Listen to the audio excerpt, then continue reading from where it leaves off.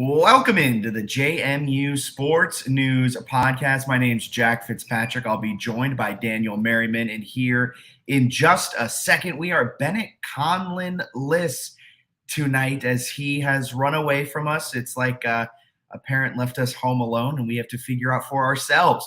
But we're doing it. It's me. It's Daniel. We'll be diving into all things Georgia Southern week. We got a couple great guests on tap tonight as well, bringing in Kelly Ford, who, if you're on Twitter, we've been retweeting a bunch. They have a bunch of awesome data sets that they're sending out there, so we'll break down that a little bit. We're welcoming in Brian Stone in a little bit as well to go over that Georgia Southern matchup. But before we dive into all of that, just a reminder that we are presented by BetOnline, and we're presented by Three Notched Beer as well. Minute Man Mondays, $3 Minute Man pours. You do not want to miss out on that. Three Notched has locations in Harrisonburg, Charlottesville, Roanoke, Virginia Beach, Richmond, and out in Nelson County as well, around the area where Devil's Backbone and everything like that is. You want to check them out wherever you are in the state of Virginia. And wherever you are, they got First Tap Fridays at the Harrisonburg Valley Collab House. They're dropping a new beer each and every Friday. And each and every Friday, that new beer is discounted, so you can give it a try. And while you're there, sign up for the Fresh Beer Club, an awesome membership that Three Notched offers.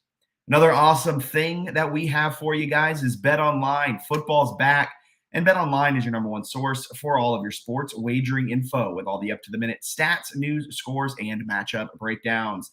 Get the latest game odds, spreads, and totals from the NFL and college football, all right at your fingertips with BetOnline's real-time updates on statistics, news, and odds. From week one all the way to the postseason, BetOnline gives you access to the best football promotions and contests available anywhere online. So head to betonline.ag today or use your mobile device to get in on the action. Remember to use our promo code BELIEVE, that's promo code BLEAV, to receive a 50% welcome bonus on your first deposit. So throw a $100 first-time deposit in there. They'll hook you up with a $50 bet credit to experience BetOnline. BetOnline, where the game starts and where life starts, your next chapter, wherever it may take you, it starts with Christopher William Jewelers.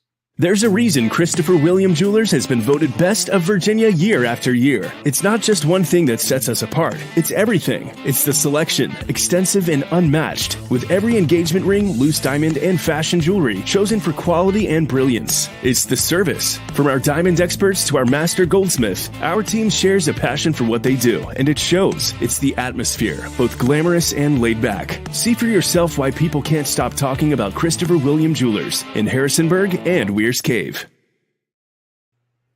Daniel, welcome into the podcast. So I'm pumped to have you. I will say right off the jump, though, you changed your on me within the last 48 hours, it seems. I don't believe it was the last 48 hours. I took a look after the podcast and my mom asked me, why does it say Daniel TFXC? And I went, oh, that's because when I started this Twitter account, it was for recruiting for track and field and cross country for myself. So had that as an ending, and I went, well, I should probably take that off. And I didn't realize you could change your X username. So yeah, it has changed, and it is now just my full name with an underscore. Pretty easy to remember. Yeah, I love it. That's awesome. So we got a jam-packed episode on tap today. We got two guests coming on we're going to talk to. I'm pumped about both of them. We got a lot to cover when it comes to this Georgia Southern game. So I guess we'll just kind of dive in right from the jump, throwing you right into the deep end. We got the three-notched weekly preview as Georgia Southern comes to town. This is a team led by Clay Helton.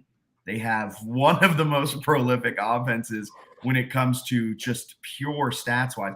Now, I'll get into EPA in a little bit, as that's one of my favorite things to talk about.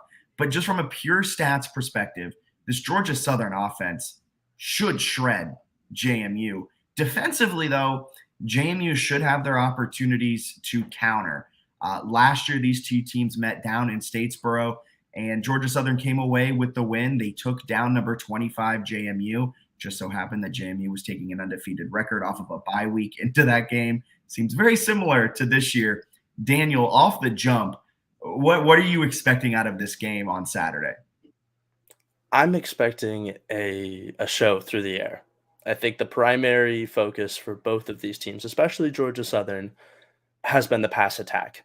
I mean, look at Davis Brin, who is a transfer from Tulsa, has had a lot of good throws this year. And outside of the Wisconsin game where he has an absurd, I believe it's like 4 interceptions. Outside of that, he hasn't turned the ball over the past 3 games. He's a really steady QB that can put the ball wherever you need it. So I think that this game is going to be a very pass-heavy attack from both sides. JMU has spoken extensively about how they want their pass game to be better, not to say it hasn't been good already, but there's definitely both improvement and willingness to throw the ball on both sides coming into this game. So I would expect it to be at least somewhat high scoring. I think that there will be a pretty hefty overbid, whoever's betting for this game. Yeah, call me crazy. So for this game, I kind of expect JMU secondary to show up. Like, I know that sounds weird. I don't think Georgia Southern will move the ball.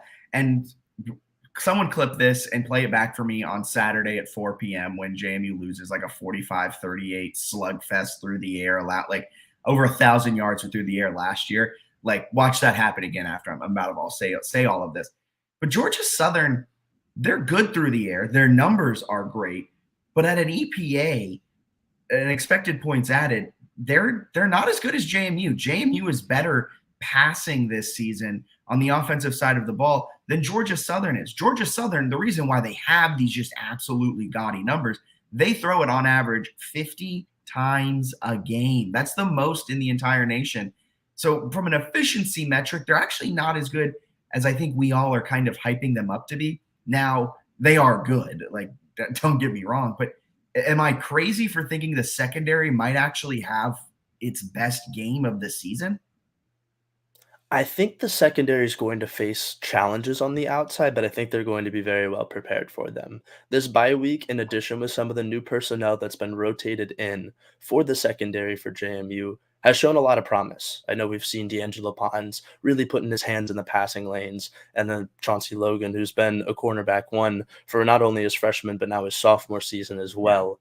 There is now starting to get some continuity, some real promise in that secondary. The thing that I do worry about is these receivers for Georgia Southern are damn good. Caleb Hood, Derwin Burgess, Queely, who's had 3 touchdowns as well. They're just anywhere you want it, anywhere you can get it, that ball's going to get spread around, and it's going to find the hands of their best receivers. Yeah. I like the EPA stat that you had in beforehand about their efficiency within passing.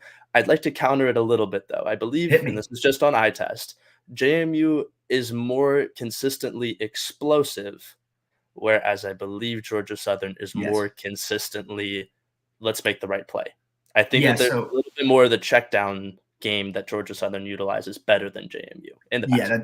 That's a great point. Georgia Southern really likes the quick passing game. They're going to hit you quick, maybe slants, the bubble screens, get it out of the hands of Davis Brin quickly, not necessarily the 75-yard after catch explosive play. However, both of these teams have a very similar success rate. So the success rate for Georgia Southern when passing is 47.8%. Success rate for JMU is 46.5%. So when you see that type of success rate with kind of a higher EPA, a good scoring team that's telling you they do get a good amount of explosives. But like you said, Georgia Southern doesn't rely on them as much. And I'm going to go out on a limb and probably say that Georgia Southern plays a full 4 quarters of football, and their quarterback play doesn't fall off an entire cliff in the third quarter. That's a hunch. That's just a hunch. But just a little bit of a guess. Yeah, you make a good point. And those receivers this season, Caleb Hood catches 91% of his targets this year. There's only been 4 passes he hasn't caught. Derwin Burgess, he's caught 92% of his passes, and Anthony Quealy, 95% of their passes. All of them have over 200 yards this season. All of them have 3 touchdowns. Just an absurd level of productivity from their 3 main guys. For that offense to have been triple option just 2 years ago is hilarious to me. These receivers are so good. I mean, everywhere you go, you see that they're setting program records, especially Caleb Hood at the top. He's truly been an excellent receiver for them. If he's not on an all-conference first or second team, I would be stunned. He's played phenomenally this year. It is kind of hilarious. There was a question in the roundtable this week Bennett put to me, and it was, is Clay Helton one of the best coaches in the entire Sun Belt? And it's just like, yeah, this was, like you said, this was a triple option team 2 years ago. He comes in the first year with Kyle Van Treese, gets him, I forgot where he even got him to transfer in from, Buffalo, I want to say, something like that. Brings him in, and then just lets him run, like just throws so much, just absolutely throws everywhere. Then this year, Davis Brin doing the same. And this was a team that just ran the heck out of the ball for a few years beforehand. But we'll continue really diving in. What was crazy. That? I said just craziness. Yeah. Especially considering now they have a 48.53% third down conversion rate. That does not exist in a triple option system. Like, you either are going to get it every single time, or you're going to get stopped at the line. And with JMU's run defense, that would have been not even a contest. Yeah. But to have that increased compared to years past, Clay Helton has really turned this squad around. Yeah. We'll dive a little bit more into Georgia Southern throughout the podcast. This is all about Georgia Southern. There's no game to recap because it was the bye week. But for now, we're joined by Kelly Ford from thelines.com. He joins us. He always has some fantastic data, some fantastic insights, and I've really enjoyed seeing you pop up on my Twitter feed more and more. Kelly, how are you doing today? I'm doing well, guys. Thanks for having me. I appreciate the invite. Yeah, of course. Thank you for coming on. So I guess just from the jump, if you can kind of explain to the listeners what you do on Twitter, because it's a lot of data, it's a lot of numbers. So just kind of like a quick synopsis, too long didn't read type of thing for the listeners. Yeah, for sure. The too long didn't read is I make people mad on Twitter. That's essentially what I do. Right? No. So in all seriousness, what I do with the K Ford ratings is really twofold. One, I have the power ratings. So that is a predictive model algorithm that I've created, very similar to, what Bill Connolly's SP Plus or Brian Fremeau's FEI, ESPN's FPI, any of those predictive power rating models that are out there. That's what the K Ford ratings is too. It's trying to project forward and say, okay, who would be favored against who on a neutral field if these teams played tomorrow? From those power ratings, I'm able to generate all sorts of different fun, in my opinion, things that go along with college football. So the most deserving resume rankings, I'm able to kind of look at every single team's schedule through a common lens and say, okay, how would the average top 25 team be expected to do against this schedule? And if you've done better than that, you're going to be up there in the most deserving. If you've done worse than that, then you're going to fall down in those rankings, right? And so the resume rankings are arguably my favorite thing that I do with the ratings. Again, I need the ratings to serve as the engine for that. James Madison, you guys will be happy to know, currently number 20 in my most deserving rankings. I mean, if I'm an AP voter, I'm voting for James Madison. I'm not, of course. I'm voting for James Madison because what the Dukes have been able to do this year against their schedule relative to what would be expected of the average top 25 team has been impressive. I can dive more into what that means and what I mean by that if you guys want. Other things that I do, though, projected conference standings. So basically, let's simulate the rest of the year using the current power ratings. Where do these teams end up? What % chance do they have of winning 5, 6, 7, 8 games in the conference? What percent chance do they have to win 7, 8, 9, 10, 11, 12 games in the regular season? Right now, I have JMU with a 4% chance to finish the year 12-0. Also, on top of that, I've started doing game leverage stuff. So, hey, this game this weekend, what does it mean? The JMU Georgia Southern game. Unfortunately, it doesn't have any Sun Belt Championship game leverage for James Madison since the Dukes are ineligible, but this is a huge game for Georgia Southern, right? If they win this game, they have a 55% chance to win the Sun Belt East. If they lose it, it drops all the way down to a 34% chance. So that's another thing I'm able to do. We track on who's overachieving, underachieving relative to preseason expectations. There's all sorts of fun stuff that I do on the website, k4ratings.com, but it's all driven by the power ratings. Dope. I know you really impressive stuff with your stats. I know you've posted several times to Twitter and to much outrage of plenty of different fans. But how do you, as a, again, unbiased, removed third party that just is presenting statistics, kind of like sit back and look at these fan bases and go, wow, they really don't know it's just numbers. They're getting angry at me of all people. What fan bases do you find the most fun to interact with? Obviously, the Dukes have shown you some love recently, but yeah, no, that's a great question. Yeah, JMU fans have been fun recently. You guys are newer to FBS still. So when I started doing this, James Madison was not an FBS program. I've now, of course, created my FCS Lite model, so that helps me better approximate the team strengths of FCS teams. But when James Madison was FCS, I didn't do that. I didn't have that. So I'm newer to the James Madison fan base. There are some out there. The Utah fan base seems to be pretty good. You know, they like when you pump up their team and they don't get too mad when you say things that aren't as nice about their team, or when the numbers say things that aren't as nice. Tennessee, surprisingly, people are like, wow, that Tennessee fan base, there's no way. They're actually pretty good sports about it for the most part. Again, for the most part. But then there are others who, you know, maybe not as friendly or not as nice, or don't understand as much about what I'm trying to do and what I'm trying to accomplish. People don't understand. It's not personal. Like, sometimes my favorite team doesn't come out smelling like roses in the model. Sometimes it does. Like, I'm not bringing any Kelly Ford the person spin here. It's just what the model says, and that's how we do it. But there's a handful of good fan bases out there that are fun. And guys, I'll be honest, when I first started on Twitter, 5-6 years ago now, I guess it was 4 or 5 years ago, I tried to respond to everybody and react to everybody. Hey, they've got a question or they're yelling at me, but they don't understand. Let me explain it. I've moved past that. People don't want to understand. So if someone asks a genuine question and I do have time to respond, I certainly will do that. But those that are just kind of yelling and screaming, oh, this sucks. Oh, that's terrible. Oh, your math is wrong. Like, thank you. I appreciate it. Mute and I move on. Yeah. So it's been fun. Yeah. You just dropped something earlier today, the net wins in one possession in overtime games. The What If Wednesday, I think you call it. One of my favorite things that you do, JMU leads everything, every team in the nation, with 4 of their 5 wins this season coming by one possession / overtime, but none of them have been to overtime, just all one possession games. So just all of their FBS wins have just so happened to come that way. When that's factoring into the overall numbers, does that hurt a team? Does it bring it down? Because honestly, I was kind of shocked that the ratings had JMU as high as 20th when they have that many one possession wins. Yeah, that's a great question. So it's twofold there. From a power rating standpoint, it doesn't necessarily matter if you're winning by one possession if the opponents that you're playing are really, really strong. Now, if they're not, basically going into a game, the model has an expectation of your team and of your opponent based on all this data that I'm putting into the back end of the model. If you perform in the game, and it's not about wins and losses for the power rating model, it's about how did you play. If your team exceeds the expectation that the model had for you in that game, your power rating will rise. It will get better. If you fall short of the expectation of the model, even if you win the game, if you fall short of the expectation in terms of your performance, your power rating will fall. So it doesn't necessarily matter the win or loss for the ratings. It's all about how did you play relative to expectations.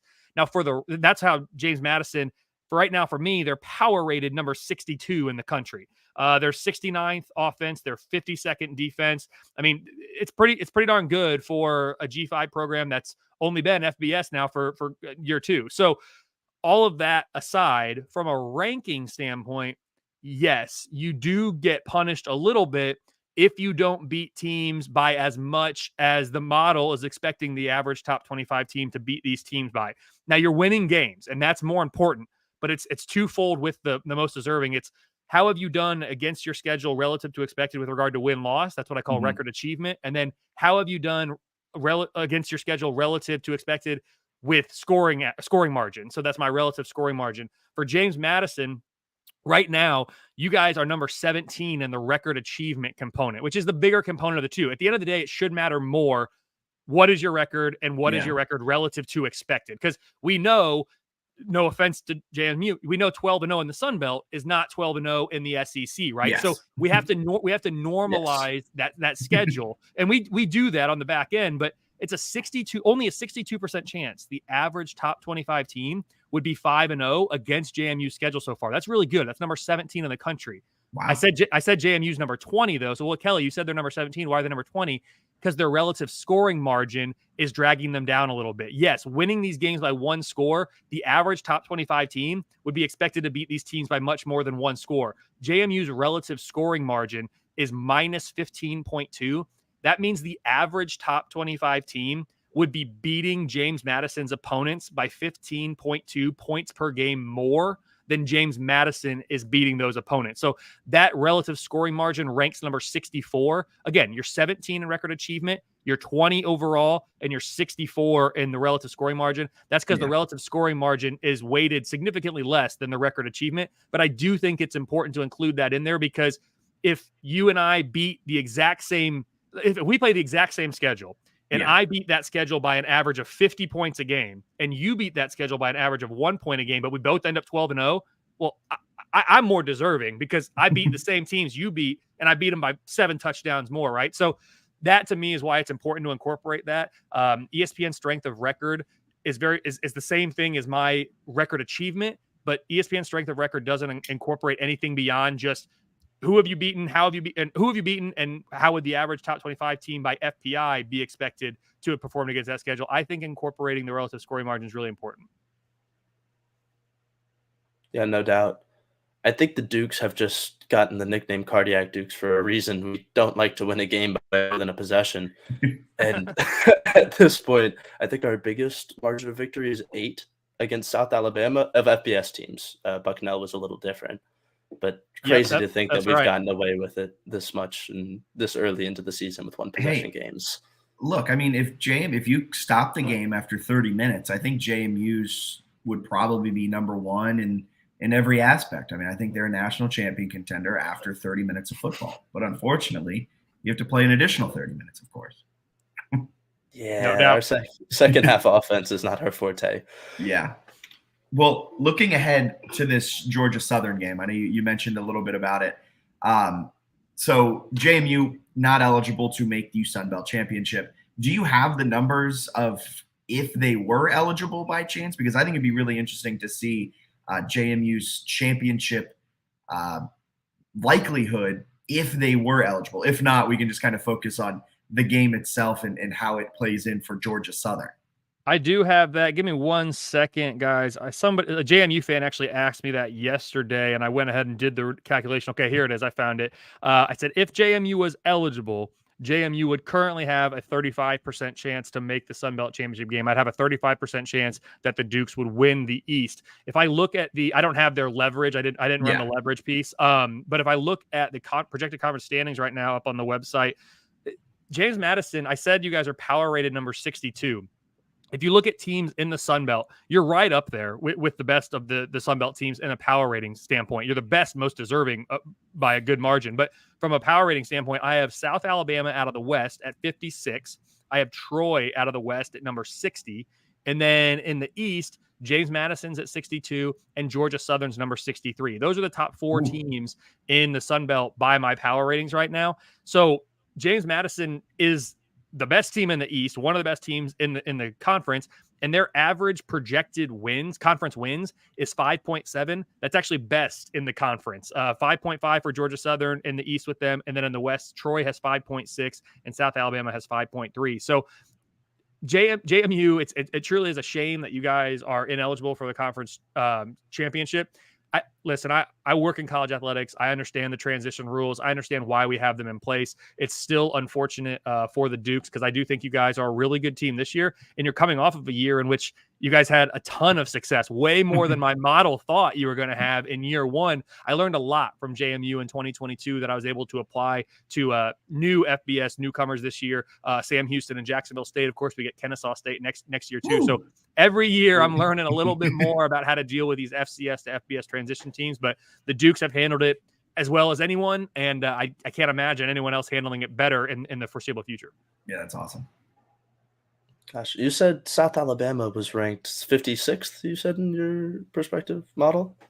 In the power ratings, yeah, their Gotcha. Power rating rank is 56. That's correct. Gotcha. That Oklahoma State win carries a lot then, I'd guess. That was a 33-7 beatdown for them. Yeah, South Alabama's power rating. So on the website, k4ratings.com, I have all these team dashboards for everybody, and I keep track, and it's posted there every single week on the dashboard. You can see what was my team power rated, what was our most deserving ranking, all the different things I've talked about. It's tracked on there week by week. So if I look at South Alabama's dashboard, they came into the year number 69 in the power ratings. They were number 80 going into the Oklahoma State game. Coming out of that, they jumped to number 63. So they did experience a nice bump after that. Now they're up to number 56, so they've risen another half point since then. So yeah, that was certainly good for South Alabama. Now I don't think Oklahoma State is quite the team that we thought they were at that time. I think I had them power rated number 46 at the time of that game. They've now fallen to 55. So still a good team. And if they played again, Oklahoma State would be the favorite. That's another thing people get mad about. They say, well, wait, this team's already played. How do you have one above the other? So, well, I mean, guys, it's sports, right? If you play the game 100 times, you're not going to get the same result. So I don't know. It's a fun thing that I hear about every single week. So yes, South Alabama, though, really good team for Sunbelt standards by my numbers. They're number 69 in the most deserving rankings, though. At 3-3, the average top 25 team would certainly be expected to be better than that against their schedule. That's awesome. Gotcha. So before we let you get up on out of here, we appreciate all the time. Go ahead and plug away with everything that you have, because I think JMU fans will absolutely love where they can find all this information. But I know your model, looking at the JMU dashboard now, JMU, according to your numbers, a 58% chance to win this Saturday against Georgia Southern. They're a 2.5-point favorite, according to your line. If you were a betting man, are you picking Georgia Southern to cover, or do you blindly go with your model? What is the Vegas line? I don't even know. I think it's 3.5 the last time I checked. James Madison minus 3.5. Yeah. So my model, I have to be very clear here. I mentioned I work in college athletics. Because of that, I am not permitted by NCAA rules to place any wagers on any sporting event in a sport that the NCAA sponsors. So college football, NFL, anything basketball, soccer, I mean, all that stuff's out of the picture for me. And I'm okay with that. Sports betting prior to working in college athletics, I went to Vegas a couple times with some friends and would do that. Like it takes kind of the fun out of the game for me, because now I'm sweating it and I'm trying to. I don't even want to deal with that, even if I didn't work in college athletics. But I don't do it because I do work in college athletics. If you were to use my numbers based on what's on the website and what you just told me about the Vegas line, my numbers would suggest that you would take Georgia Southern to cover, because the Vegas line's 3.5. My numbers say it should be 2.5. So I would take Georgia Southern to cover, but with there's a 1-point difference there, not a ton of value. Now it does cross a pretty important number of 3. So sports bettors could look at that one of a couple ways, but I do think James Madison wins this game outright. Like you said, 58% chance to get it done. So listen, we get teams that lose games as 58% win expectancies all the time. You go back to, I think the biggest quote upset by my numbers this year might actually have been in week 1 when Texas State beat Baylor. I think I had a 3% win expectancy for Texas State, and people are like, oh, see, well, your model can't call that. You didn't think they'd win. Well, I said, well, actually, the best thing about working with predictive analytics and probabilities is I actually said there was a 3% chance that Texas State would win, and they did. So I'm right. you can never technically be wrong when you deal with probabilities, which is probably my favorite thing of everything that I'm doing in terms of me being able to defend myself, because it's so fun when people say, you were wrong. See, you didn't think this would happen. Well, I actually did think this would happen 28% of the time or whatever. So that's another way that I like to flip things around too, guys, is like right now, if you look at my chances to make the CFP, or earlier this year, I'd say, Texas has a 35% chance to make the CFP. And I'm just making up numbers right now, but everyone on Twitter would be like, there's no way. Texas is always overrated. You guys keep saying now they have, top 4 chance to make it. I like to flip that around and say, yeah, my number suggests there's a 35% chance Texas makes the CFP.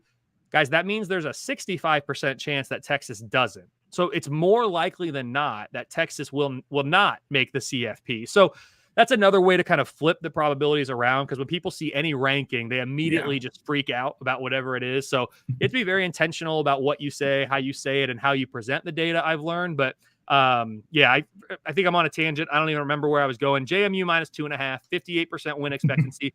I will say before I get out of here for you guys, if you look also on the Sunbelt team dashboard kind of page and you're scrolling through, that's where you get to the JMU page too. At the beginning, you've got the projected conference standings, you've got the conference championship game leverage. You also have the projected point spreads. That's an important one to look at for JMU fans, because right now, by my numbers, there's 7 games left, counting this weekend. My numbers do not project JMU to have less than a 50% win expectancy in any of their remaining games. You guys are a favorite or a pick 'em with a 50+% win expectancy in every single game. But 3 of those games, you're projected as a favorite by a field goal or less. Those are toss-ups. And 2 more, you're projected by a favorite between a field goal and a touchdown. So of your 7 remaining games, you're a favorite in all of them, or a pick 'em with a greater than 50% win expectancy. But 5 of those are projected as 1-score games. So you guys say you're the cardiac kids. You say you do this all the time. Well, I think there's some more of these games in your future as well. So just keep an eye on that. It's something to track for sure. But I've enjoyed being on with you guys. This was so much fun. Happy to talk JMU, Sunbelt, really anything college football anytime. You can find me on X at KFord Ratings. The website's kfordratings.com. And as you guys mentioned, it's on the graphic there. I'm over at thelines.com, doing a couple podcasts a week for them, doing a couple articles a week, just writing about, watchability ratings, which I didn't even really get into, and also compare and contrast my most deserving rankings with the AP poll. That's always fun as well. You can find those articles over at thelines.com. Awesome. Appreciate the time so much. Learned a lot, and we're going to have you on then to talk watchability later on in the season. Thank you so much for joining us, Kelly. Appreciate you guys. Have a good one. Of course. Man, I love what? Some stats. I loved it. Every second of it. Yeah, you get me on a tangent about advanced stats and probability and expected. That's what I love about sports. And I will say, to bully you about EPA. No Bennett to bully me about EPA. It's a life. I can talk all about EPA I want. I will say the line's at a -6 now. JMU is a 6-point favorite. I don't know where I got 3.5 from. I don't know, but going from one guess. I say it may have opened closer to 3.5. I think it was at 3.5 or 4.5. I'll do some research here, because that's some hefty line movement. I might be on Georgia Southern +6. But we'll get into that later. We'll go from one guess to another. We're bringing on Brian Stone now. Brian Stone at Watch the Stone on Twitter /X, whatever you want to call it nowadays. He's a Georgia Southern writer for Underdog Dynasty on SB Nation as well. Brian, how are you doing today? I'm great. Thanks for having me on, guys. Yeah, of course. So Absolutely. We wanted to get a little insight into the Georgia Southern side of things. So I guess, Daniel, do you want to kick it off with the first question and try and probe and see what's expected out of Georgia Southern this weekend? Yeah, absolutely. So coming into this weekend, you all have had a fantastic season. We wanted to ask, one, how you're feeling about this season so far, and what are your team's goals looking like compared to what you thought at the start of the season they might be? Yeah, so I think a big thing was, and I'll kind of go back to last season a little bit. One thing last season is they fielded one of the worst defenses in the country, to be quite frank. I mean, rush defense, I think we finished the year 3rd worst in the country in yardage, and it was very apparent. You go back and watch the Coastal Carolina game where the guy gets hurdled at the end of the game, and Coastal goes in and scores like right at the buzzer. Things like that were what kept this team from reaching their full potential. And so, I mean, last year I said multiple times, if they had even fielded a country U.S. average defense, this would have been an 8-4, 9-3 football team with the offense that they had. Yeah. This year, it's a definite improvement on the defensive side of the ball. The offensive production is still there. They really haven't missed a beat with Davis Brin at quarterback instead of Kyle Van Treese. They're now 60th in the country, which is like dead middle as far as total yardage allowed on the defensive side of the ball. So they've sort of shored up what was the big issue last year. And again, the offense is still kind of humming even with that quarterback change. I mean, I think the goal is same as any other team in the East. It's to make the Sun Belt title game, and then you play the winner essentially of Troy, South Alabama at this point, and then you kind of figure it out from there. Troy's obviously the defending champs. They look like they've sort of rounded into form in recent weeks, but yeah, I mean, pretty positive overall. Like outside of the Wisconsin game, I mean, they've looked solid. Yeah, you can say that again. Troy, in the last 8 quarters of football, has allowed 1 touchdown and 10 total points. So I'm very glad JMU faced off against the Trojans 3 weeks ago rather than 3 weeks from today. They look like a buzzsaw on offense right now. Gunnar Watson has played phenomenally for them. Yeah. I also host like a Sun Belt centric podcast myself, and I looked it up. They're allowing 8.7 points to conference opponents through 3 games. Oh, that's great! Wow, that's pretty good. They're a buzzsaw right now on defense. Man, I mean, that JMU 16 is looking real nice right now. Yeah, that is. I love that. I like how you discounted Arkansas State, Texas State, Louisiana over there in the West too. You said it's between Troy. I mean, I'm fully with you. I'm fully with you. Louisiana might be a sleeper. I like them this year. Believe me, we have a Louisiana guy on our show, and he's always talking up Zion Chris and all of those guys, and I totally understand it. Texas State let me down a little bit. I actually bet them like for real life this weekend, and thought, and then they just had the punt block. We talked about it on our podcast. Like, didn't kick a field goal going into halftime for some reason. Gave up 3 free points. There was just a lot that Texas State did wrong that sort of snowballed. Yeah. Before we talk more about this game, I do want to rewind back to when Clay Helton first got to Statesboro, because this was a triple option team. Me and Daniel were talking about this a few minutes ago. This was a triple option team that was 30-33 the 5 years prior to Helton taking over. I know there was a really good double-digit win season in there, but there was also like a 2-10 season in there. So it was kind of a program that experienced some up and downs. They ran, I don't mean to be rude to triple option apologists, but they ran kind of an archaic style of offense. And then Clay Helton comes in. The first thing he does is go and gets Kyle Van Treese, and he goes, you know what, guys? Remember the triple option where we run it 75 times a game? We're going to now pass it 75 times a game, a complete 180. What was the fan reaction to that? And then what has made this transition? You never see a triple option team transition this fast. Yeah, I mean, so one big thing was they didn't run the triple option like per se, right? Okay. Like going back to when Army coach Jeff Munkin was with the team, they ran the true like wishbone. I mean, that was like every play under center, every play is a fake to the fullback, and then we go from there. The offense that they had run under Willie Fritz, who's now the Tulane head coach, was more of like it was like an Oregon style, like Chip Kelly spread option. And honestly, it was a lot like what Coastal had been running under Jamie Chadwell. They obviously threw the ball way more than we did, but that was sort of the same idea. So Helton comes in, and obviously the last year of Chad Lunsford being the coach was a disaster, right? Like he essentially didn't replace the quarterback position. He didn't recruit all that well. It kind of seemed like he had just been like, hey guys, I'm just throwing the towel in. Like that's kind of the vibe that he gave off. So Helton comes on, and there's a lot of the fan base that is really married to the wishbone, even the spread, just the option in general. So moving away from that is really hard, especially for the older side of the fan base that watched, the Paul Johnson, Irk Russell triple option teams win these FCS national titles. That throwing the ball to them was like witchcraft. Like it was like, we don't do that here. That's not something we're interested in. Every time we've tried it, it's failed miserably. So we're not gonna do it. And so I was more optimistic because I felt like the offense needed to move into the 21st century. Like you can run the ball that much, but you have to have the threat of throwing the football. right, to exist in this day and age. So when he came in, I think what really took me off guard was Helton and offensive coordinator Brian Ellis came in and just totally changed the direction of the team.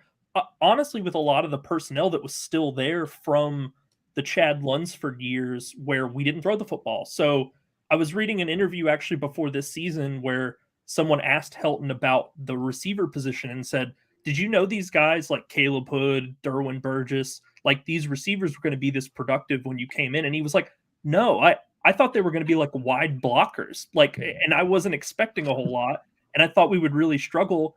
And then guess what? We throw these guys the football a couple times a game and they can make things happen with it. So even he was kind of surprised by the results that he got from throwing the football as much as we did. Now, I will say there have been times in the last 2 years and there have been specific instances where I do wish we would run the football a little more than we do.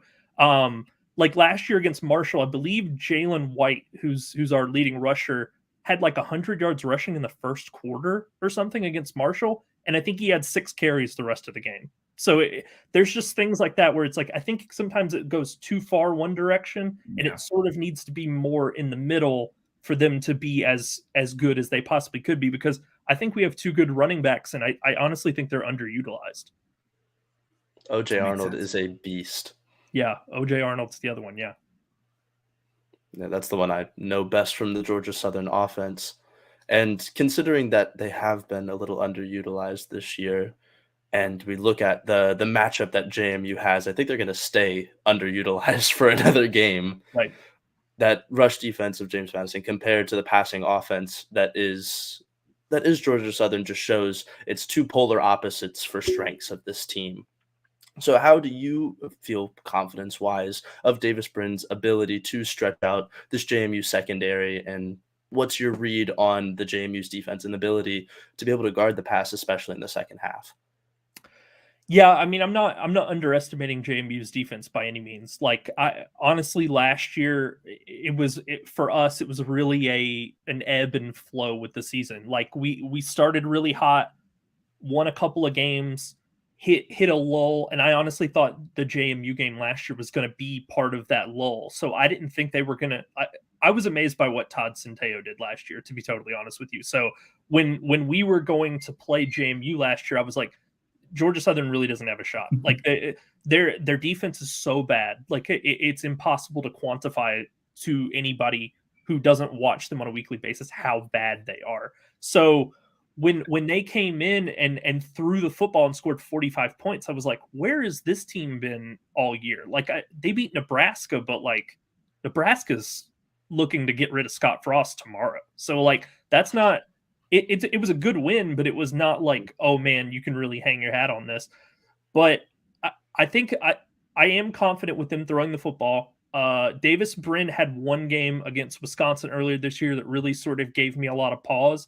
But the last couple of weeks when he's played, Ball State, Coastal Carolina, those games, he's really cleaned it up, to be totally honest. And he's been bulletproof in those games. So I mean, like Daniel said, I'm sure the rushers probably are going to go back to being underutilized, but the Davis Brin and the pass catchers we have are just they're great. So and there's a lot of options. It's not just like one guy and then everybody else. It's like everybody contributes pretty much an equal amount. So it's just a lot of pieces that you have to keep up with all at the same time. Yeah, excellent. It's gonna be a wild game on Saturday. For this game. Here's a question. It sounds like you might be a little bit of a betting person. You're on Texas State last weekend. For this game, I'm not going to ask you your pick yet. We'll save that till the very end. But the total, what's the total set at? Probably around, I should have kept up my betting dashboard, probably around the 60s, I'd imagine.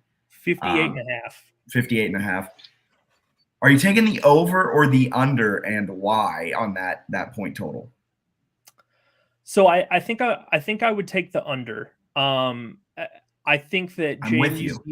Yeah, I mean, I think JMU's defense is really good. So I mean, I think that as the level of offensive production we typically see from Georgia Southern is going to be down a little bit. Like they scored 38 points essentially in 2 quarters against Coastal. last week. Like Coastal's defense, as we've seen, they looked good last night against App State, but in previous weeks, it's not been all that. It's not been all that impressive. So I think JMU's defense is easily the best defense they've played all season, and I'm including Wisconsin in that, to be totally honest with you. And then if you guys still had Todd Centeio, I would take the over. McLeod is a little bit of a step down from what Todd Centeio did last year, where he was, runaway Sunbelt Player of the Year. And so that's mostly my reason is like, I think JMU's defense is going to do a good job of containing Georgia Southern on some of those drives that last time we played Coastal led to points. But also, I think you guys' offense is also going to take a step back from when it was, 45-38 last year. Yeah. Mm-hmm. Well, with a high-scoring game, and you're saying that the under is going to hit, what are some of the defensive players that we should watch out for in this game as JMU fans looking to this Georgia Southern front seven as well as secondary? Yeah, I mean, it's funny. It's kind of like the old no-name defense. I can't remember the NFL team that they belong to, but the Panthers, I think.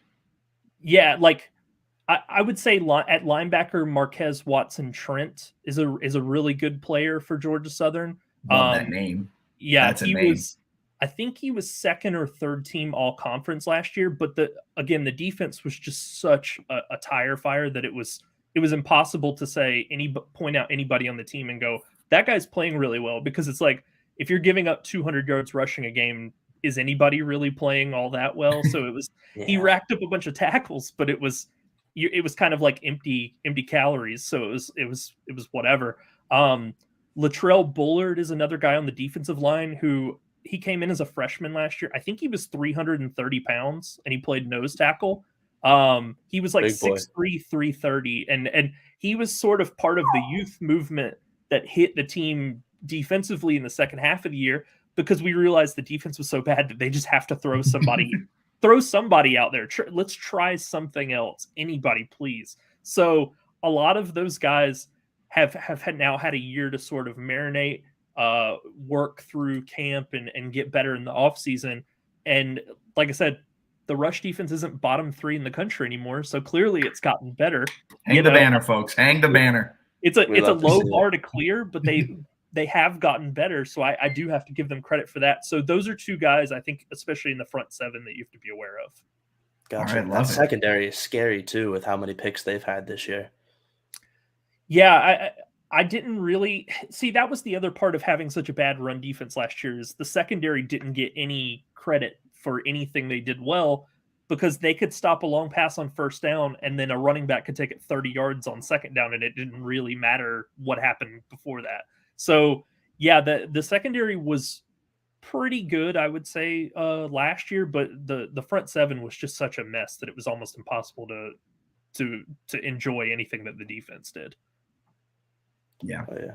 So before we let you go, plug away. The floor is yours to plug. But at the end of all the plugs, you got to let us know who you're picking. I have a feeling I know where you're going to go, but got to hear a little bit of the reasoning on why you pick who you pick. Sure. So like I said at the top, I host a Sunbelt centric podcast. It is called Warm Weather Fans, a play on fair weather fans.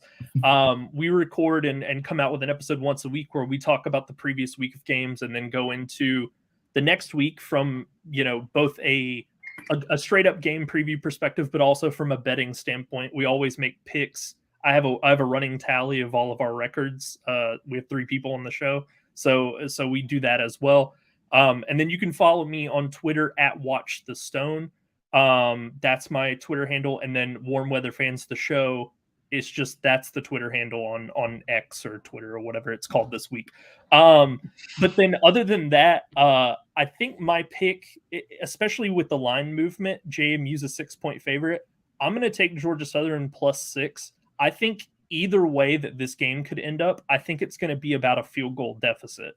I just think that these teams, like when you look at it, are pretty evenly matched overall. Obviously, JMU's got this great defense. Georgia Southern's got this great offense. And I just think when you mesh those two things, like it's one of those, something's got to give, things that happens. So I just think they're fairly evenly matched. And again, if Todd Centeio was back under center for the Dukes, I wouldn't feel as confident about the +6. But McLeod is not quite what Centeio is. So I'm taking Georgia Southern +6, and honestly, the under 2. Like, I think this is going to be a 24-21, 27-24 type contest, to be totally honest. Yeah, I love it. Gotcha.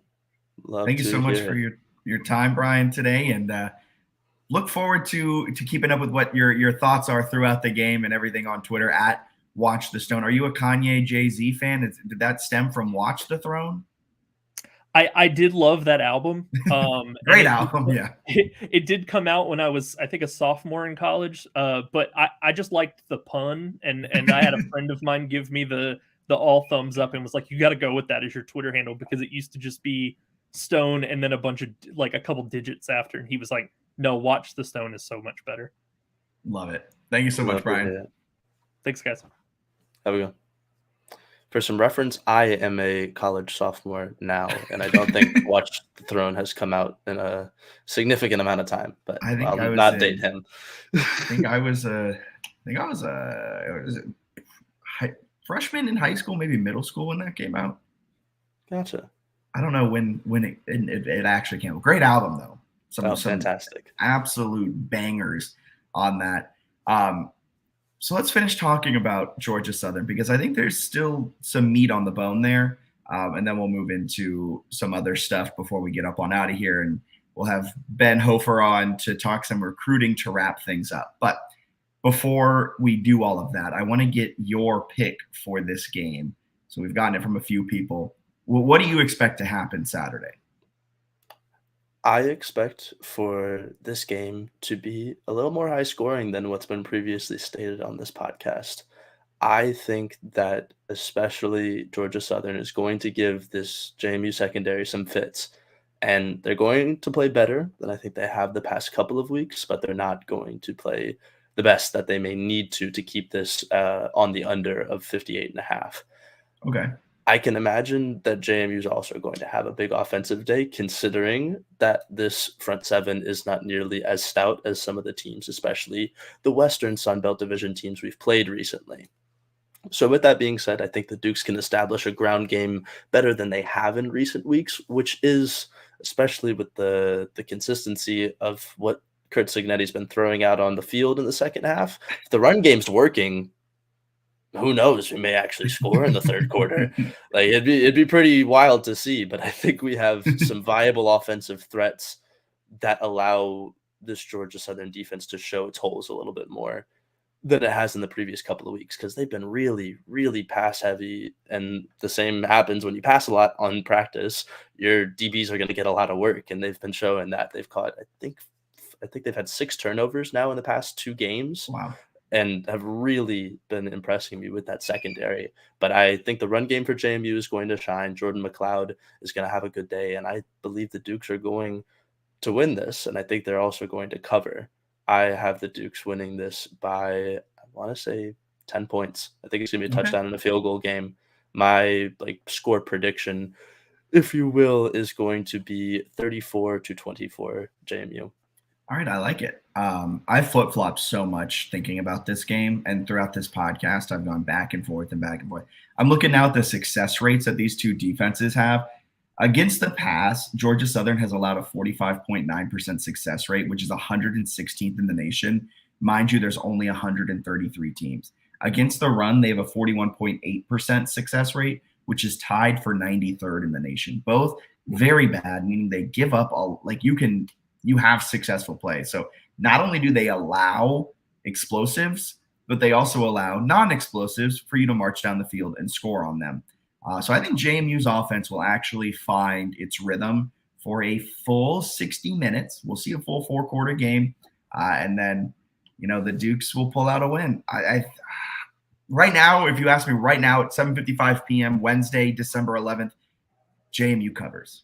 Ask me again tomorrow at the same time. I may have completely changed my mind. But if this is down at Georgia Southern's place, I don't think the Dukes cover. I think that You think home crowd Bridgeforth? advantage Yeah. is really going to show. There's been a lot of talk about this game, especially coming off the bye week. If any of you follow JMU Barstool on Instagram, they're putting out a petition to get students to stay the whole game. There's been a lot of talk about this team, a lot of hype coming into this game from the students, and I think that that's going to prevail not only with the alumni but also just Harrisonburg itself. I think we're going to show up, show out, and make it loud. I dig it. I think this game does mean a little more for JMU. Like I think they remember. We have a quote in News or Snooze coming up in a little bit, but I think it means more. Like I hate that cliche, but I think it actually does. Where the players feel like they let one get away last year, and they want to prove a point this year. And I know plenty of people that are still upset that they ruined our top 25 streak. Exactly. So there's both sides of people, not fans and players, that are looking at this game going, I want them to beat the pulp out of the Georgia Southern Eagles, and I think that they have a good chance to do so.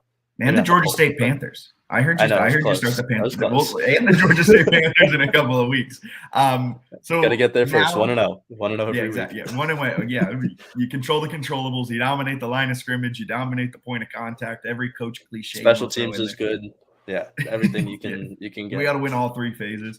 So we'll throw it on over to a little bit of a recruiting breakdown here in October as Ben Hofer, our recruiting coordinator, our recruiting guy, breaks down some of that, and then we will be back with News or Snooze and Overreaction Corner to wrap some things up. We're joined now by Ben Hofer, our recruiting guy. You can follow him at probably 15 different @ on Twitter or Instagram. I swear he's coming up with a new one each and every day. But Ben, currently at Duke's Recruits. How are you doing today? I'm doing well. And I only have two. Don't you also have 2 on Instagram though? Okay. On Instagram, that's a different story. Yeah, we could get up to 15 there for sure. Yeah. Okay, perfect. So a lot. So we're talking multiple @, just to start this off and give you a hard time. But you were at JMU last year. You worked with the video team, so you got some connections with JMU football. You love JMU football that way. So I know how you got into the whole JMU Nation-esque of it. But before we dive into kind of the recruiting class that is upcoming and what JMU fans can expect out of some of these, what you've really hyped them up to me. I've never really been into the recruiting side of it, but now I'm all in on them. How did you get into this love of recruiting that you have? Yeah, well, I mean, look, it's the future, right? I love JMU and I want to see them succeed. And the best way to succeed is to bring in more talent, especially jumping up to the FBS level. And I mean, it's just good to follow the guys that are going to be coming in and making an impact. Almost some of them immediately. We'll get into that though, for sure. Yeah. So what can JMU fans expect out of this upcoming class? I know they have a few guys you spotlighted, but overall, what has JMU really targeted so far and what their commitments have been? And what can JMU fans expect out of those commitments? Well, in general, this is one of the highest rated recruiting classes in JMU history. We have multiple guys that are in the top 10 of highest rated individual players. But in this recruiting class, it started off very hot in the summer, as we remember. A lot of defense. We're looking to bolster that defense for next year. We are still missing a couple playmakers, you could say, on offense, but this is a very defensive heavy class, very highly recruited, bunch of 3-stars, much more than we're used to seeing. So it's a lot of talent coming in, a lot of talent on the defense so far, and hopefully closer to December and early signing day, we'll get some on offense as well. Well, there's one guy, I guess he's both offense and defense, Chase Regan. He's, I think, in his recruiting profile is listed as an athlete or one of those ATHs, but he plays a little receiver. He plays a little DB. He's out of Bishop McDivitt. That's probably the wrong pronunciation, knowing myself. Bishop McDivitt High School in Pennsylvania.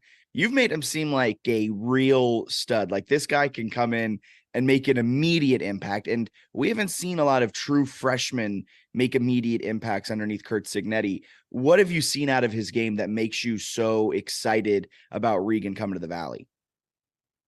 Well, this is a different type of guy than we're used to seeing at JMU. This is a guy who has genuinely elite speed. I'm not sure if I can remember a guy who has had this level of speed that Chase Regan has. He, for context, he ran a 4.2840 at a Duke recruiting camp last summer, and he plays both sides of the ball. He's a safety, DB, and he plays wide receiver for his high school. He tells me that he is mainly a safety and that he enjoys defense more, but I'm hoping personally that we can put him in to some jet sweep situations, some special packages on offense for him to show off that talent. And he could potentially, with any of these guys, you never know what's going to happen, but he could make an impact next year. Big time. That's you're making me think of Travis Hunter there, the way you broke down the defensive back, the wide receiver. Maybe JMU gets one of their own little two-way players who plays 100 snaps in a single game against TCU. Who knows? It might happen. But also offensively, there's a kid coming up, a 3-star quarterback, Alberto Mendoza, I believe his name is. You've grinded the tape. There's a video coming out on our YouTube here shortly about kind of what Mendoza is able to do. This is probably, I think, if memory serves, he'd be the second, 3rd-star quarterback recruited underneath Curt Cignetti. The first would have been Alonzo Barnett. But Mendoza comes in. He's part of the same, not same recruiting class, but he was part of the same recruiting visit, was it, that Duke, the defensive player, was part of. And they kind of had a little bit of a connection. But Mendoza, do you kind of think he might be getting some starting reps in 12 months? Well, I'd like to think so. I'd like to hope so, for sure. He is also kind of a different, this whole class is made up of kind of a different caliber of player than we've seen in previous years. This is the first recruiting class where FBS is being pitched and bowl eligibility is being pitched to these recruits. And so Alberto Mendoza is not only a 3-star, but he also plays in Florida for an undefeated team who went undefeated last year and won the state championship. He threw for something like 3,800 yards, bunch of touchdowns, not that many interceptions. Wow. So this is a guy that's coming in that's playing really good competition in Miami, in the Miami and the Central Florida areas. And that is what makes me think that he could potentially be a difference maker on offense. I'm not saying he's going to start in year one, but there's definitely potential there. And when you look at the school that he goes to, is Columbus High School in Miami, he really brings like a winning mentality and a winning culture from his previous high school that he's going to bring straight into JMU. And I just expect that to translate very well in terms of he could be competitive in a QB battle next year. Who knows what that's going to look like, but I expect him to come in and potentially vie for a starting spot. Yeah, and I think the opportunity for him will be there. We've seen Cignetti, although Barnett didn't work out or has yet to work out, maybe there's still a question mark on the end of that sentence rather than a period. Barnett had the opportunity as a redshirt freshman, would have been the only freshman / redshirt freshman to start out of all the teams that were ranked a year ago. Unfortunately, that kind of hit a little bit of a road bump, but Cignetti's not afraid to give these guys opportunities. Atkins was fighting for the starting job a year ago. Cole Johnson was fighting year in and year out when Cignetti got here for the starting job, eventually won it. So I like the way you think there is potential that he could be vying for the starting job, but you touched on it, that there's this recruiting pitch. JMU has been FCS for so long. They finally get to FBS. They haven't really been able to pitch bowl eligibility yet. They haven't really been able to tap into, dare I say, the college football playoff all that much. You go over what you heard out of kids, what that recruiting pitch kind of is from the Dukes, what Curt Cignetti, what the recruiting staff is doing to get some of these kids over, what their pitch is to the student athletes. Yeah, so I've talked to a number of the recruits by now, and a lot of the recruiting pitch that I've heard is a very positive one. It sounds like a lot of these kids who have Power 5 offers go to these Power 5 official visits, and some of them don't even talk to the head coach a lot of times, which I find to be kind of crazy, to be honest with you a little bit. But when they come to JMU, they tell me that they feel like they're wanted. They feel special, that the coaches are giving them attention, and that they're really pitching to them that they want them to come here. And then obviously the recruits know it, but the coaches also say is that, look, we're playing at a higher level now. we're playing at the top level of the Sun Belt in our first 2 years, and that potentially, obviously, bowl eligibility, and then potentially in 2024 the college football national championship. Always out there. It's always out there. You can dangle that out like a little carrot. I mean, there is the potential, if you are playing at the top end of the Sun Belt, you're positioning yourself for a very solid chance to be the top group of 5 team. With all of this realignment, it hasn't impacted the expanded college football playoff. So it's not far-fetched to say that in the next 10 years, JMU will be in the college football playoff at least once. I don't think that's a crazy thought to have. And the fact that you can dangle that in front of these student athletes, get them to come and get them to kind of fight for that opportunity, it is really exciting. The other thing is that this recruiting class, they kind of also understand that this is a special class, that this is the first one where there's this elite kind of talent coming in, or multiple 3 stars, much more than we've seen in the past. And they want to be together and make an impact. They want to push for something like a bowl, or something even like the playoff in 2024. Yeah. And correct me if I'm wrong, this is the first class that has been recruited fully FBS. So 2 years ago, it was FCS recruits being recruited by an FCS school. Last year's recruits would be FBS recruits, but some of them probably had their recruiting start while JMU was still an FCS school. So they may have been kind of being looked at as maybe more of an FCS talent. That's no slight against them. A lot of them have come in and made amazing impacts, but this should be the first one. Maybe next year is fully 100%, but this one's probably 90% been recruited since JMU has been FBS. Well, and that's the thing, right? I mean, we've got a lot of FCS products who have gone on to be undrafted free agents who get picked up by some teams. And it just shows that we have the coaches that can take any level of talent and up their game, essentially. And so that's why it's especially exciting and important for this class to be the first one that is of FBS recruits to be an elite class, and to see where we can go with them. Because if we can produce a product on the field with these recruits next year, and some of them make an immediate impact, that will definitely help our recruiting classes in the future as well. Yeah, I love it. So you talked a lot about the defensive side when we started. That's where a lot of the focus was during the summer. A lot of the focus was early on, but now as we get closer and closer to National Signing Day and all of that fun stuff later on in the year, they're kind of shifting the focus more to offense. But on the defensive side of the ball, who else should JMU fans be on the lookout for? Who can they expect to hear, over the PA at Bridgeforth Stadium making their 3rd sack of the night? Who can they expect to hear that in the next 24 or so months? Well, it's hard to tell who's going to make the immediate impact. I mean, we've seen Aiden Fisher come in as an underclassman, and we've seen D'Angelo Pons and some of these guys come in out of nowhere, seemingly. It's going to be tough to see who's going to come in and actually make that impact. But I always like kids that come from states that have high competition, such as Florida, Georgia, Texas. And one of those Georgia guys is Bryson Banks. He's from Buford High School. And I just think that he has all the physical tools to come in and potentially be a dominating force on our defense.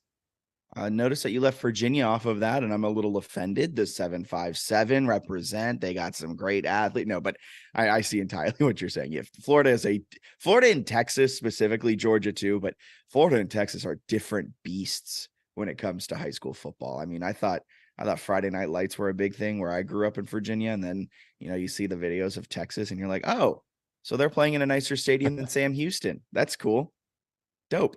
Yeah. Yeah, I mean, it hardly feels like high school ball down there. Yeah. And the other thing is that not only is everything bigger in Texas and Georgia and Florida, but they care more too. I mean, they've got the facilities, they've got to train, to play in the fans. There's a lot more expectation, a lot more pressure. And so, in my opinion, that leads to some early competition in college. Yeah. That's a great point. They know what the spotlight is. They're prepared for it. They're ready to. You playing in front of 25,000 is only 5,000 more than what they were already playing in front of, rather than 25,000 more than what they were playing in front of. If you're coming from the hills of Virginia or some West Virginia town, or no offense to those towns, just they don't have the pure population to pack a stadium. But Ben, thank you so much for taking the time out of your day. Let the people know where they can follow along with your recruiting journey on Twitter and wherever else you want to plug. Yeah, so you can find me at Dukes Recruits on Twitter. I do not have an Instagram right now, but on Twitter you can follow me for some fun tweets related to recruiting most of the time. I will have more interviews dropping until National Signing Day, and obviously we're going to keep a close eye on who sticks in this recruiting class and who potentially won't, until we get some signed on the dotted line. Yeah, I was going to say until it's pen to paper, we may see a couple flips. We've already seen it happen a few times in this FBS era. I'm still sad about Jarvis Green flipping to Clemson. I mean, that guy, he's already playing as a freshman at Clemson. Imagine what he would have done at JMU. Yeah, that's probably why he flipped to Clemson, though. Let's be honest. To contend for the ACC and actual national championships within his 4 years, he could have come to JMU, laid the foundation, and we can rah around that. But I understand why he went to Clemson. I get it. It was really funny though with him how he was actively like pining for Clemson, where like he verbally committed to JMU and he was like, but if Clemson offered, they are my dream school. So I wouldn't say no. It's like, all right, kid, no shame. I would have done the same thing. Probably wouldn't have been as outspoken about it, but I love it. But thank you so much, Ben, for taking the time and following along. And you also said your Twitters is all recruiting. You take the occasional shot at Liberty. So if you want the occasional shot at Liberty, which is 100% warranted, follow along with Dukes Recruits. Thank you, Ben. Thank you. Appreciate it.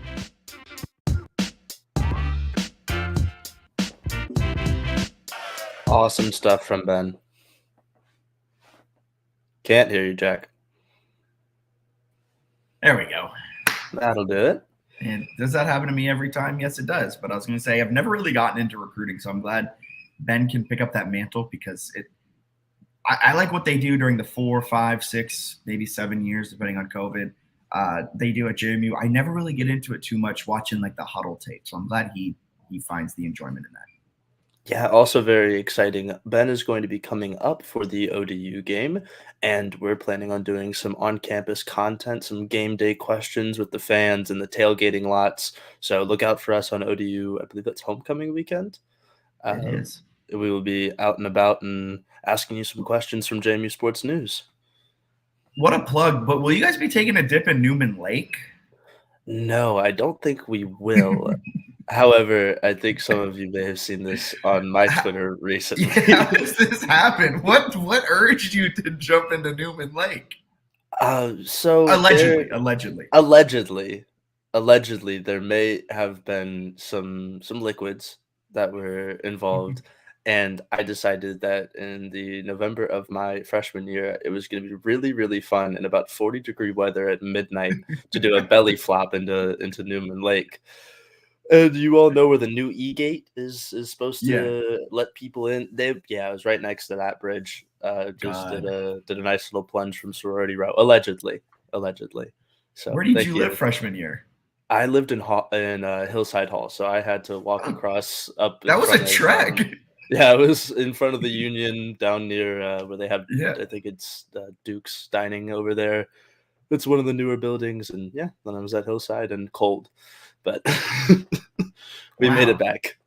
All right. So that brings us into arguably the best portion because I guess there's no clean segue to this. I was going to try and bring Newman Lake into overreactions. But we got some overreactions from the bye week. We're jumping. Are you ready for these? Conclusions. Jumping into the lake, jumping to conclusions, whatever it may be. But this overreaction corner is going to start off with a quote. Jack? Boom. Well, look at that segue. King of segues. Still lots of – this is from Randy. This is a long one. We're getting the long one out of the way first. Still lots of room for improvement, which is very positive. The secondary is improving weekly. McLeod is getting more comfortable each week but needs to run the ball more. Too many times we're handing the ball off up the middle for little or no gain when it appears he could easily keep it and beat the defense to the edge. Daniel, what are your thoughts on Randy's overreaction? I think that Randy's overreaction has a lot of merit. And one of the things that while I was watching the Wisconsin versus Georgia Southern game, Wisconsin, was that who they played this year? Is it them and Nebraska? I mix up the two red teams. I do too all the time. I had to triple check today to make sure I got it right. Yes, it was Wisconsin this year. They beat Nebraska last year.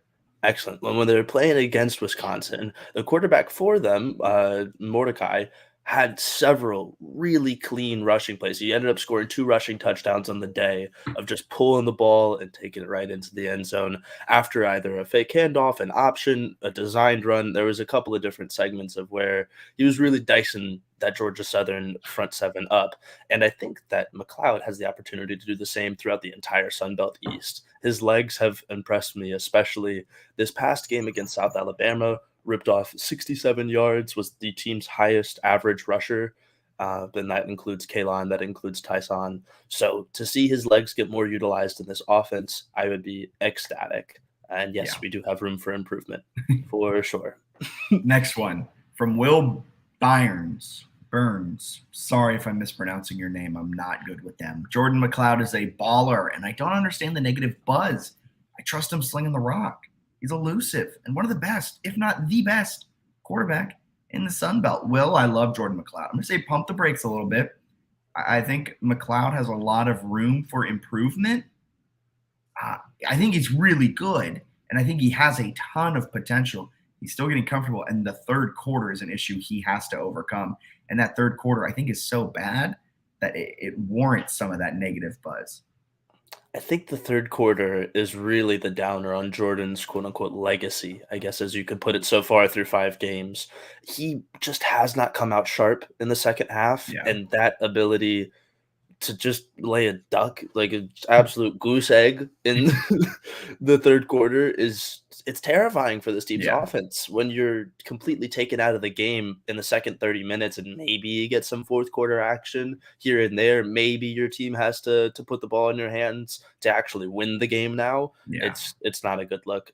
Cignetti had a quote earlier within this season about seeing some scary things in that pass game. I believe it was in the post game in South Alabama. You don't say there's scary things in the passing game with a quarterback that you 100% trust. It's just not going to be there. I agree. Also, this is from I misspelled his last name. That is so awkward. Also, we're winning out and we'll be the first team in history to be undefeated and not be able to play in a bowl. According to Kelly Ford, that's only a 96% overreaction. Honestly, I can see it. Now, Ben has a great take here, and while it is a bit of a homer take, I think if they can get to 7-0, they're more likely to go undefeated than they are to lose 2 games. Maybe that's a little bit of, I don't think that's a hot take though. I mean, the last half of their schedule in comparison to the gauntlet they just went through and the 2 games upcoming, 2 of the toughest teams in the Sun Belt East, it's definitely going to have some major implications if they can come out of this undefeated still. And I think 12-0, as cool as it may be, we're still probably not going to make it to the conference championship, if I'm being honest. Well, it's not looking great. According to this overreaction, 12-0 is going to happen.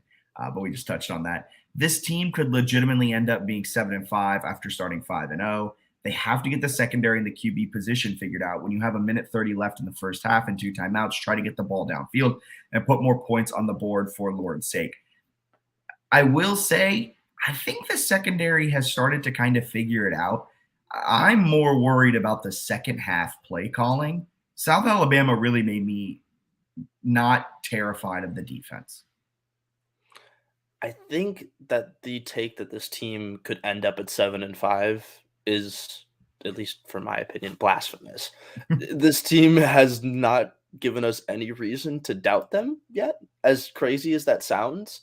I know that there's been plenty of doubt because of the margin of victory, because of the way that we let some of these teams back in, the secondary. You can go on and on and on. They're 5-0 against the toughest schedule in JMU history so far. I mean, you took the two toughest teams in the Sun Belt West. You bring in as well a Power 5 in Virginia, who's still Power 5. Doesn't matter if they're 1-5.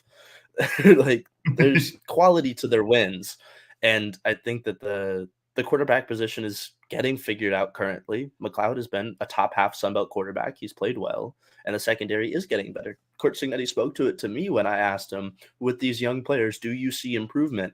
And he said, our pass defense is improving, and it has to continue to keep improving. He understands that. This team understands that. And I don't see why there's going to be any reason why it won't improve the way that they expect it to, at least marginally. I agree wholeheartedly. Or maybe not wholeheartedly. I agree 75% heartedly. Every week I go into it very scared. This week it's still that. And then quarter one, when they give up 1 5-yard run, I'm going to be pissed. And that's just how I watch games. I watch games from a very negative perspective, and it's probably not healthy for my blood pressure and heart, but we make it through. That brings us to this week's News or Snooze, presented by Christopher William Jewelers. I'm going to give Daniel 3 quotes. We got 3 good quotes from 3 different people. He's going to tell me if they're newsworthy or snoozeworthy. We're going to start with a quote from Tyson Lawton from his media availability. I believe it was either yesterday or today. And the pauses in this were just absolutely electric. The quote is, we just got to make sure, and this was a question from Shane Metlin about third downs. His quote, we just got to make sure we run the ball harder and we call the right plays to be successful. Pause. And just pause. Pause. Yeah, we just got to run harder on first and second down. Newsworthy or snoozeworthy? It's almost a combination. I'm going to have to say snoozeworthy because he's saying what we're all thinking.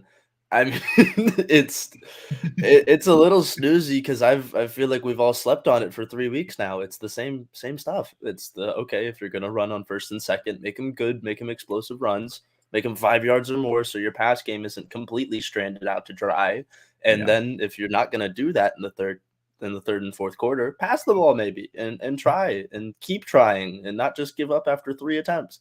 Like I'm gonna say snooze, simply because I think it's a general consensus, but it's news for a player on the team to be saying what we're thinking.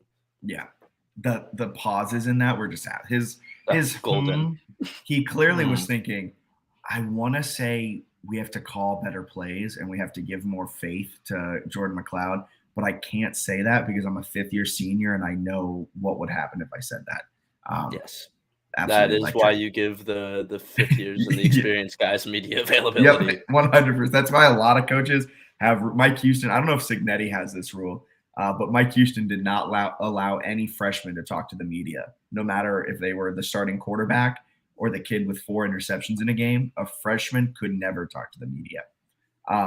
Jamry Croma. This was a quote talking about last year's Georgia Southern game. Even though we lost, in other people's eyes, they beat us. But I feel like as a team, we really beat ourselves. Newsworthy or snoozeworthy? Newsworthy. I think that quote shows from Jamry personally a lot of maturity to understand that this game that they played against Georgia Southern last year wasn't their best showing. Yeah. I think that they had a lot of times of them, frankly, getting stonewalled by that offensive line.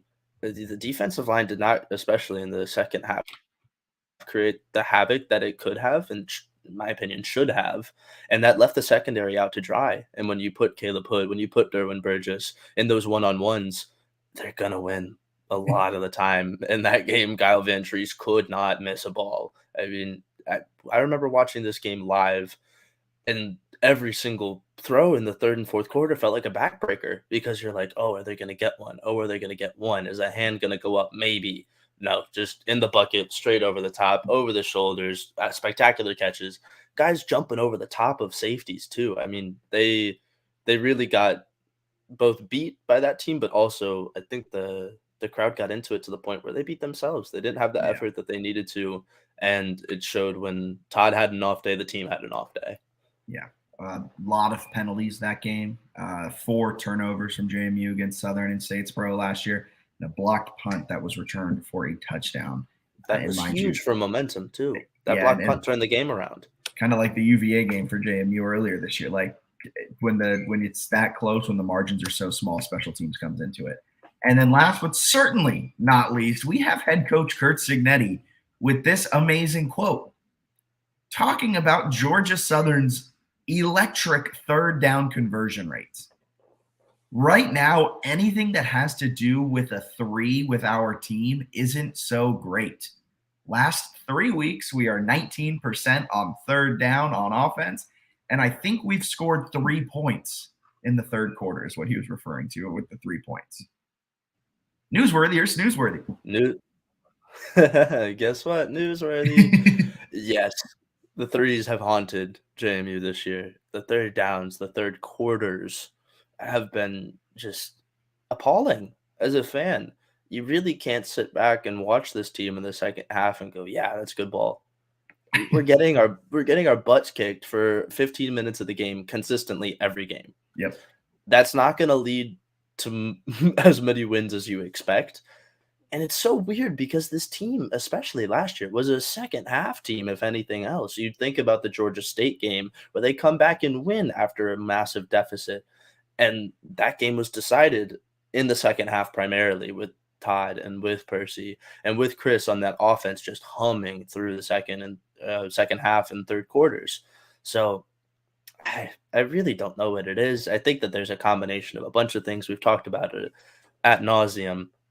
But I'm really excited to see the threes turn around and turn from threes on their side to threes on their bottom, which is W's. That was smooth. I had to write that out myself. That was a good one. That was a good one. Yeah. So that's this week's news or snooze. That about wraps up this behemoth of a podcast. Daniel, thank you so much for taking about an hour and a half of your Wednesday night. I know you could have been studying, and I know that's what every JMU student wants to be doing on a Wednesday night, but really appreciate you taking the time, talking some JMU, talking some Georgia Southern, and helping me out with today's podcast. Jack, it was a pleasure joining you this afternoon. I'm very glad I could fill in for Bennett. Conlon spot admirably. Hopefully I did a good enough job. I don't think I bullied you nearly enough. I got to work on that one. Yeah, we got to figure out where Bennett went. It was kind of rude of him just to leave us alone with the keys to the house and let us fend for ourselves. We really got to figure out where Bennett went and get him back for next week. But in the meantime, this has been the JMU Sports News Podcast presented by Bet Online. Leave a like, rate, subscribe, whatever it may be, wherever you find your podcasts. We are there. We'll be back next Wednesday. You can follow along with all of the happenings on Facebook, Twitter, YouTube, and Instagram at JMU Sports News. Until next Wednesday, follow Daniel Merriman. He has a new ad. It's not Daniel TXFC, TFXC. It's now Daniel Merriman _. So check him out on Twitter. Thank you, Daniel. See ya. See ya.